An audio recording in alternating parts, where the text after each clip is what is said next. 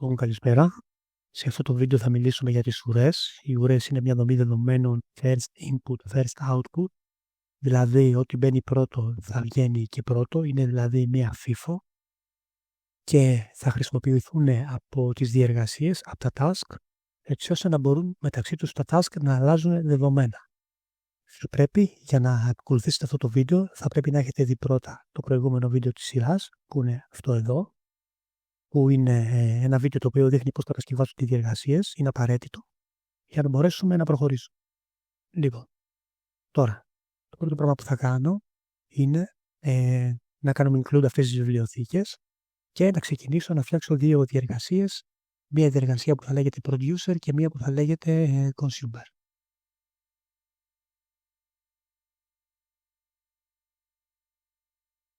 Λοιπόν, φτιάξαμε τις δύο συναρτήσεις. Τώρα τη μία συνάρτηση θα την εκτελεί μία α διεργασία και την άλλη συνάρτηση μία β διεργασία. Λοιπόν, το πρώτο task θα είναι αυτό. Έτσι, είπαμε στο προηγούμενο μάθημα ότι μπορούμε να φτιάξουμε μια διεργασία με το hit task create και αν θέλουμε μπορούμε να φτιάξουμε αντί για το hit task create με τη hit task create pin to core που τη δηλώνουμε σε κάποιο συγκεκριμένο core, αλλά εγώ επειδή έχω ένα δεν έχει νόημα. Ωραία. Και η επόμενη τώρα που η διεργασία που θα φτιάξουμε θα είναι ακριβώς ίδια, αλλά για τον consumer. Ωραία. Τώρα πάμε να φτιάξουμε και την ουρά την οποία θα τη χρησιμοποιούν αυτές τις διεργασίες για να μπορούν να αλλάξουν δεδομένα. Λοιπόν, πάνω θα πάω να δηλώσω ένα handler για αυτή την ουρά. Ωραία. Και θα δώσουμε και ένα όνομα.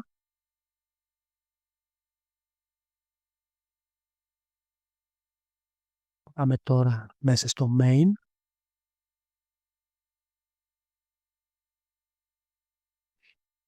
Και τώρα θα δημιουργήσουμε την δομή δεδομένων την ουρά, η οποία θα επιστρέψει πίσω ένα handler. Δηλαδή, στην ουσία θα επιστρέψει μια θέση μνήμης, η οποία θα μας δείχνει πάνω σε αυτή την ουρά που θα φτιάξουμε. Η εντολή που χρειάζεται για να φτιάξουμε είναι η παρακάτω.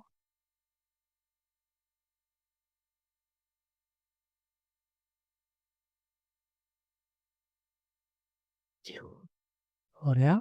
Και παίρνει δύο ορίσματα. Το ένα όρισμα είναι πόσες θέσεις θέλουμε σε αυτή την ουρά και το άλλο είναι πόσο χωράει. Δηλαδή size of int άμα θέλουμε να περάσουμε έναν ακέραιο. Έτσι λοιπόν, οπότε με αυτή την εντολή φτιάχνουμε την ουρά 10 θέσεων και η κάθε θέση θα έχει μέγεθος ενός ακεραίου και μας επιστρέφει πίσω ένα handler έτσι ώστε να μπορούμε να απευθυνθούμε ανά πάσα ώρα και στιγμή σε αυτή την ουρά. Λοιπόν, επειδή εγώ δεν θέλω να περάσω παραπάνω δεδομένα από ότι έναν int, θα θέλω να περάσω ας πούμε δύο τύπους δεδομένων, θα φτιάξω ένα struct. Θα πάω πάνω.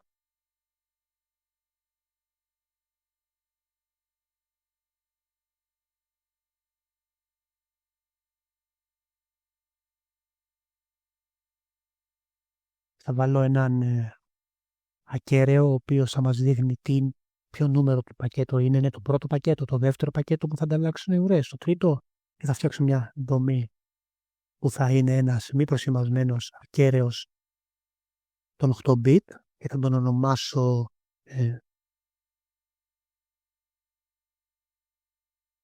έτσι και έναν ακέραιο, ας πούμε, ή μάλλον έναν float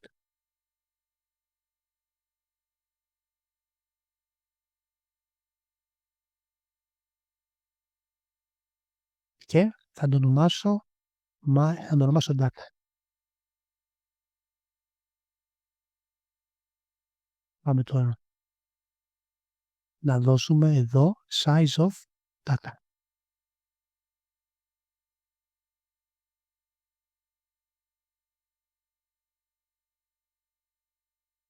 Τώρα πάμε στη συνάρτηση του producer, έτσι, και θα ξεκινήσουμε να στέλνουμε συνέχεια δεδομένα. Θα βάλω μια while,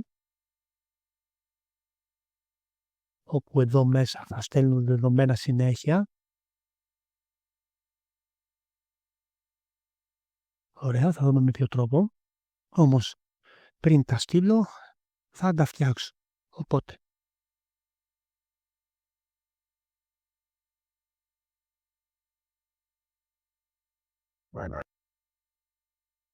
και τον αρχικοποιώ στο 1.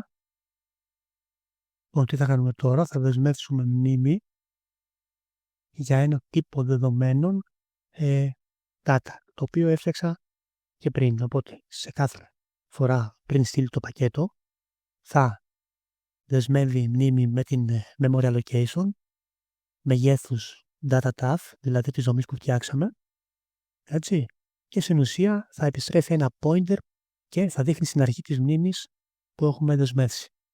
Και τώρα πούμε να βάλουμε τιμές στα δεδομένα. Δηλαδή,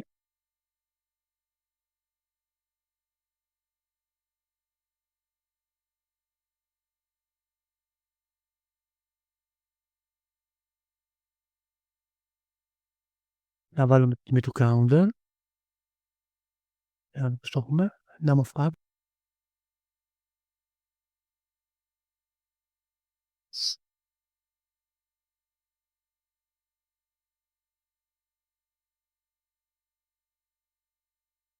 ας βάλουμε μια τυχαία τιμή, 10,32, ωραία.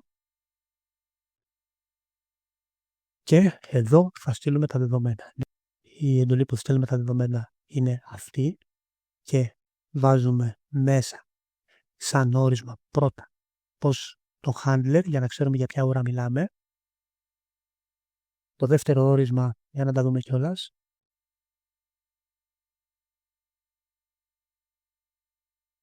είναι ένας pointer στο item που θέλουμε να στείλουμε. Οπότε είναι το my data. Απλά περνάμε pointer. Και το επόμενο είναι το πόσο να περιμένει. Εγώ θα πω για αρχή αυτή η εντολή να εκτελεστεί και να περιμένει μέχρι να σταλθεί το δεδομένο. Αν δεν μπορέσει να σταλθεί επειδή είναι γεμάτη ουρά, θα μπλοκάρει εδώ. Και θα βάλουμε και μια καθυστέρηση. Να βάλουμε 1 δευτερόλεπτο. Πώς στέλνουμε τα δεδομένα? Προσέχουμε ότι εδώ πέρα στέλνουμε τα δεδομένα, στέλνουμε στα δεδομένα ένα pointer. Δεν στέλνουμε απλά το δεδομένο με τιμή, γιατί μπορεί να θέλουμε να το πάρουμε και να κάνουμε αλλαγές. Είναι σωστή χρήση να περνάμε το pointer και να μην επιβαρύνουμε με πάρα πολύ μεγάλα δεδομένα. Τώρα εμείς έχουμε περάσει μόνο τη διεύθυνση της θέσης μνήμης όπου είναι αυτό το δεδομένο. Και αφού έχουμε δεσμεύσει εδώ με τη memory allocation, όταν ο consumer διαβάσει το δεδομένο, τότε είναι αυτός που θα κάνει και free τη θέση μνήμης. Πάμε να δούμε. Για αρχή θα φτιάξουμε μια δομή data taf, η οποία θα μπουν τα δεδομένα.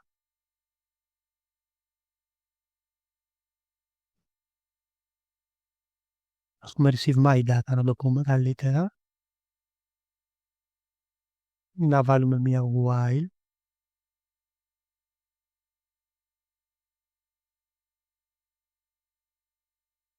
Να βάλουμε μια καθυστέρηση.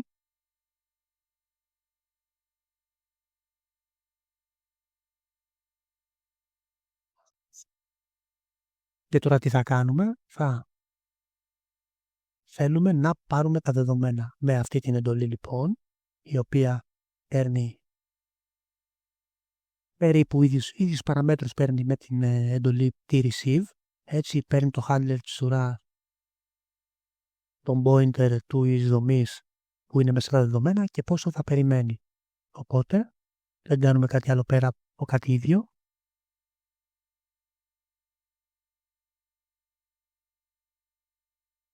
Όπου εδώ θα είναι receive my data. Θα βάλουμε. Ωραία. Και περιμένουμε μέχρι να πάρει τα δεδομένα. Αλλιώς μπλοκάρει. Και τι κάνουμε μετά, είπαμε? Οπότε θα κάνουμε free data. Και πάμε να τα εκτυπώσουμε.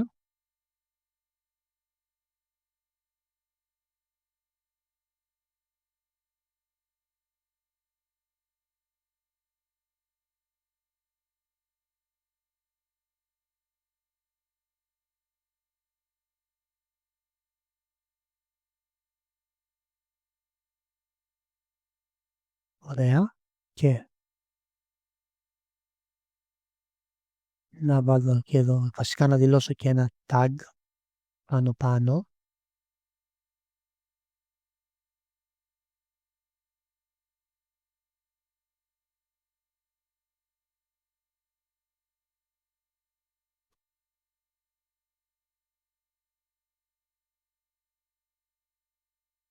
Και ας πάρουμε εδώ το ίδιο.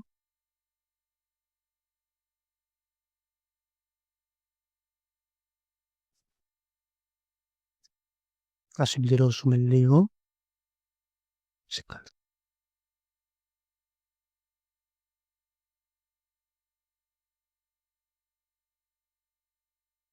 Και να αυξήσουμε το count κατά 1. Λοιπόν, πάμε να δούμε ανακεφαλαίως τι έχουμε κάνει. Για αρχή έχουμε δημιουργήσει μία ουρά και σε αυτήν εδώ τη μεταβλητή κρατάμε ένα handler για να ξέρουμε να απευθυνθούμε στην ουρά όποια στιγμή θέλουμε, γιατί θα μπορούσαμε να είχαμε παραπάνω από μία ουρές και θα είχαμε διαφορετικό όνομα εδώ. Και έχουμε δύο διεργασίες. Η μία διεργασία είναι ο producer και η άλλη είναι ο consumer. Ο producer αυτό που κάνει είναι στην ουσία να παράγει δεδομένα. Και πώς τα παράγει? Υπάρχει ένας counter ο οποίος αυξάνεται κατά 1 για να μας λέει ποιο νούμερο του πακέτου είναι και βάζουμε τυχαία έναν αριθμό έτσι για να δούμε πώς λειτουργεί. Και τι κάνουμε μετά?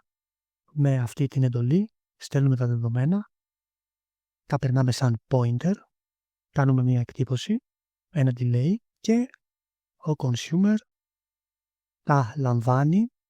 Αφού τα λάβει κάνει free τη μεταβλητή, όμως εδώ έχω κάνει λάθος, πρέπει να πάει μετά την εκτύπωση, έτσι.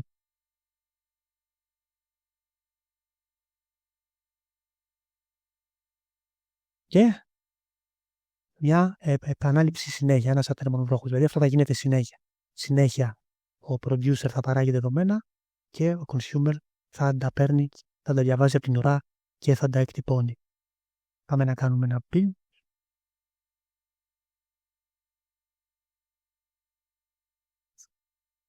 Περνάω το πρόγραμμα μέσα στο μικροελεγκτή.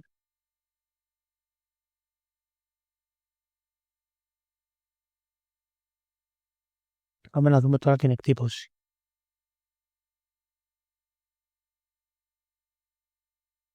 Λοιπόν, για αρχή βλέπουμε ότι η main έχει τερματίσει, έτσι, και είναι ζωντανές οι δύο διεργασίες, ο producer και ο consumer.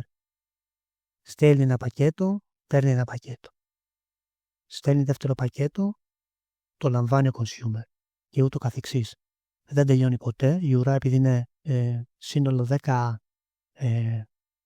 size, δεν γεμίζει ποτέ, γιατί μία που βάζει ο producer, μία που τα παίρνει ο consumer. Πάμε τώρα να δούμε, πάμε να γεμίζουμε την ουρά, δηλαδή να προλάβει να γεμίσει η ουρά πριν αρχίζει και παίρνει ο consumer. Θα βάλει ένα πολύ μικρότερο χρόνο.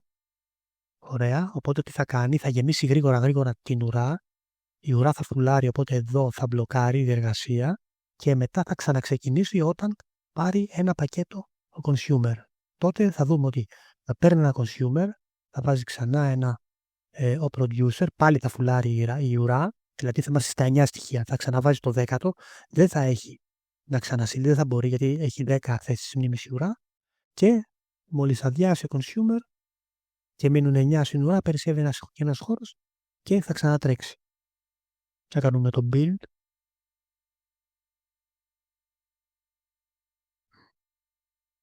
Ωραία, περνάμε στο μικροελεγκτή το πρόγραμμα. Για να δούμε τι γίνεται. Βλέπουμε ότι στην αρχή ο παραγωγός έφτιαξε ένα πακέτο, ο καταναλωτής το πήρε κατευθείαν και το εκτύπωσε. Η main τελείωσε, αλλά οι δύο διεργασίες μένουν ζωντανές. Επειδή ο producer εκτελείται κάθε 10 μιλιοσεκόντ και ο consumer κάθε 1000, δηλαδή κάθε ένα δευτερόλεπτο, τότε συνεχίζει και εκτελείται γρήγορα ο producer πολλές φορές μέχρι να γεμίσει η ουρά. Εδώ λέει 11 γιατί έχει φύγει και ένα, έτσι. Στο 10ο δηλαδή γέμισε η ουρά και δεν μπορεί να στείλει άλλο, δηλαδή ο producer που εκτελεί 10 μισοσεκόντ, μόλις γέμισε η ουρά, έμεινε εδώ. Γιατί είναι γεμάτη η ουρά, δεν μπορεί να το στείλει. Και έχουμε βάλει εδώ την εντολή μείνε μέχρι να μπορέσει να το στείλει. Όμως, όταν κατάφερε και πήρε ένα, ο καταναλωτής, τότε από 10 στην ουρά γίνανε 9, οπότε βρήκε ευκαιρία, έβαλε άλλο ένα. Ο producer ξαναμπλόκαρε όμως. Μετά όμως, μόλις πάλι ο consumer έβαλε άλλο ένα, πάλι μείνανε 9 στην ουρά και ξαναξεμπλόκαρε και αυτό γίνεται συνέχεια. Εδώ, για να φανούν τα δεδομένα που είχα βάλει στον producer, εδώ, στον καταναλωτή άλλαξα αυτό, ήταν D πριν, για να τα αλλάξετε και στον κωδικά σας, γιατί είναι float αυτό, έτσι. Αυτό είναι float. Λοιπόν, το πρώτο μέρος τελείωσε. Τώρα, στο δεύτερο μέρος που θα δούμε, στην ουσία, τι θα κάνουμε. Θα φτιάξουμε πάρα πολλούς producer και έναν consumer. Δηλαδή, θα έχουμε 4-5 διεργασίες που θα στέλνουν δεδομένα σε μία. Δηλαδή, έχουμε many to one. Ωραία. Θα πάρω αυτή τη διεργασία και να την κάνω copy-paste.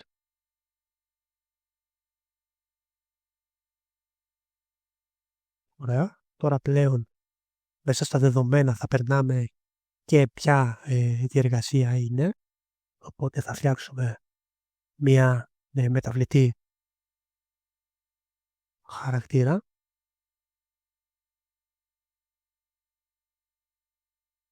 Πάμε τώρα στο producer. Αυτό που πρέπει να κάνουμε είναι, αφού τώρα πλέον θα δεχόμαστε παράμετρο ποια διεργασία είναι, η πρώτη, η δεύτερη, η τρίτη, η τέταρτη, θα πρέπει να το διαβάζουμε. Οπότε αυτό που θα κάνω είναι το εξής.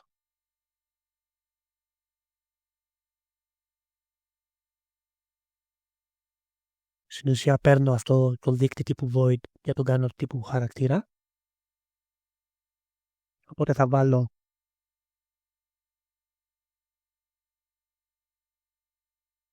και ας κάνουμε μια προσομοίωση ότι στέλνουμε από έναν αισθητήρα θερμοκρασίας και υγρασίας δεδομένα. Οπότε να αλλάξουμε αυτά και να πούμε ότι είναι, το ένα είναι θερμοκρασία και το άλλο είναι υγρασία.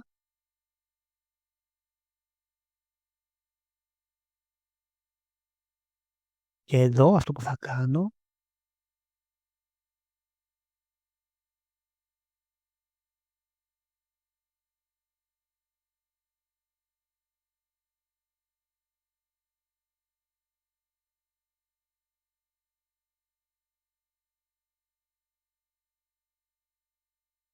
αν θέλουμε να το κάνουμε και λίγο πιο ωραία, μπορούμε να βάλουμε μια συνάρτηση όπου random να φτιάχνει αριθμούς. Βάλουμε αυτή εδώ τη συνάρτηση, εγώ την έχω έτοιμη.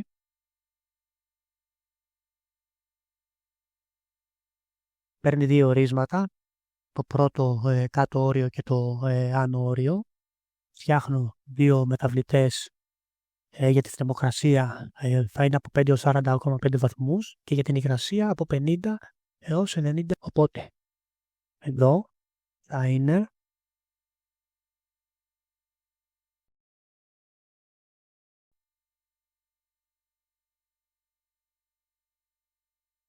λοιπόν πώς λειτουργεί αυτή η συνάρτηση. Έτσι, τι κάνει. Εδώ έχουμε ένα πολλαπλασιασμό, ο οποίος έχει το εξής. Εδώ είναι ο μεγαλύτερος αριθμός float που μπορούμε να πάρουμε και εδώ μας δίνει τυχαία ένα float αριθμό. Αν μας δώσει τυχαία τον μεγαλύτερο αριθμό που θα είναι ίδιος με αυτόν, αυτό το κλάσμα θα είναι ίσο με 1. Οπότε θα πολλαπλασιαστεί με το max min, δηλαδή στη συγκεκριμένη περίπτωση, στη θερμοκρασία επί το 40. Δηλαδή θα μας δώσει ένα ποσοστό του 40. Δηλαδή, άμα είναι 0,7, θα μας δώσει 0,7 επί 40. Αλλά επειδή εμείς δεν θέλουμε να ξεκινάει από το 0, θέλουμε να ξεκινάει από το 5, γιατί έχουμε πει ότι το λιγότερο που μπορεί να δώσει είναι το 5, οπότε θα προσθέσει το 5 συν αυτό που παίρνουμε από αυτή την παράσταση. Το ίδιο γίνεται και με την υγρασία. Και εδώ καλούμε τη συνάρτηση να μας επιστρέψει τυχαίους αριθμούς. Και εδώ θα γράψω I am producer, να βάλουμε αυτό και σε 100 σε και εδώ θα βάλουμε το task. Είναι pointer, έτσι. Οπότε εδώ θα λέει producer 1 ή producer 2 είναι ανάλογα τι περνάμε εδώ. Έτσι το task είναι στην ουσία η παράμετρος που την παίρνουμε εδώ. Πάω τώρα στο consumer και εδώ θα κάνω αλλαγές.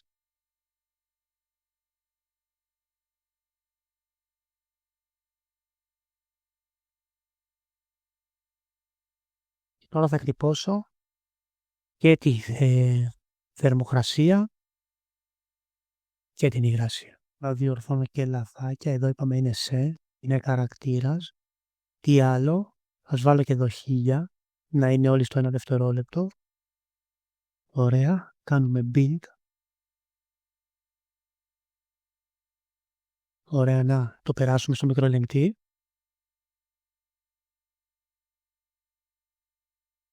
Για να δούμε. Λοιπόν, βλέπουμε ότι ο producer 1, ο producer 2, ο producer 3, ο 4 είναι το πρώτο του πακέτο. Ο consumer λέει πήρε το πρώτο πακέτο από τον producer 1 και βγάζει μια τιμή σε θερμοκρασία και υγρασία. Κρίνω. Ωραία. Συνεχίζουν, στέλνουν τα δεύτερα τους πακέτα. Ο consumer πήρε το πρώτο πακέτο πλέον από το δεύτερο. Τι μπορώ να κάνω τώρα?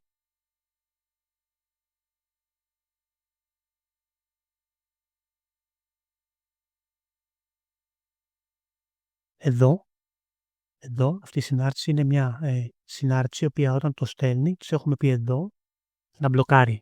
Ότι αν δεν μπορείς να στείλεις, περίμενε. Εμείς τώρα θα κάνουμε το εξής. Αυτή η συνάρτηση επιστρέφει ένα status. Θα δούμε τι θέλω να πω.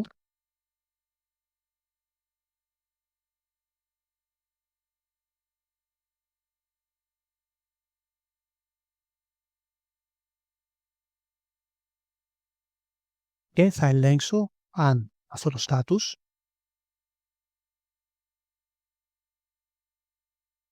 μας επιστρέφει κάποιο error. Θα βάλω αυτήν εδώ την εκτύπωση.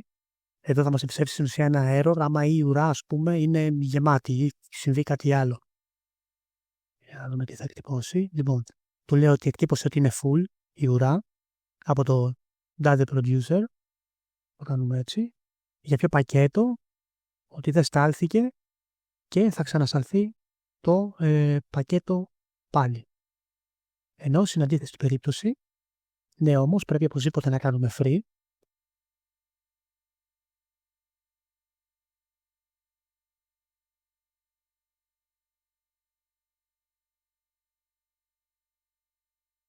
Και να βάλουμε και ένα delay. Ενώ στην αντίθετη περίπτωση θα μας βγάλει το μήνυμα που ήδη υπάρχει. Και ας βάλουμε εδώ.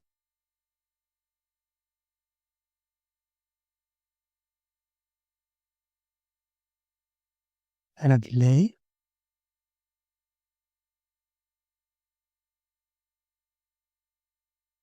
Το άλλο που μπορούμε να κάνουμε είναι να πούμε ότι τρέξει αυτή για 10 μηνύματα, δηλαδή ο καθένας θα μας στείλει από 10.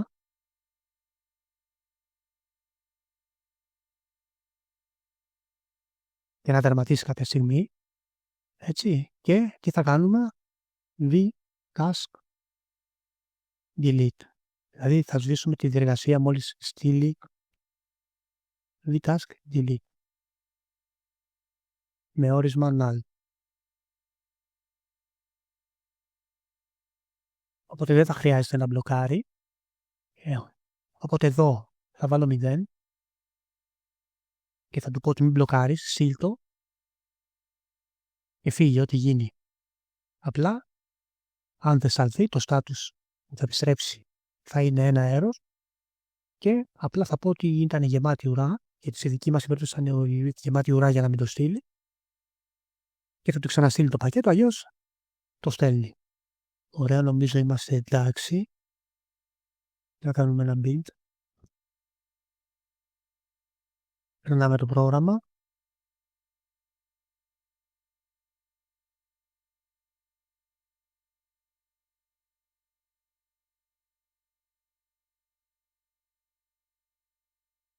Λοιπόν, ξεκινάνε οι διεργασίες, αρχίζουν και στέλνουν τα πακέτα.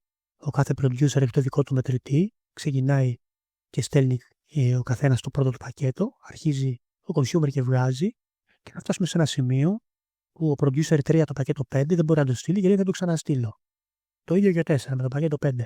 Οπότε κάποια στιγμή ο producer 3 το πακέτο 5. Για να δούμε, ο producer 3 στέλνει το πακέτο 5 και ο 4 το 5 αυτά που δεν είχαν σταλθεί εδώ.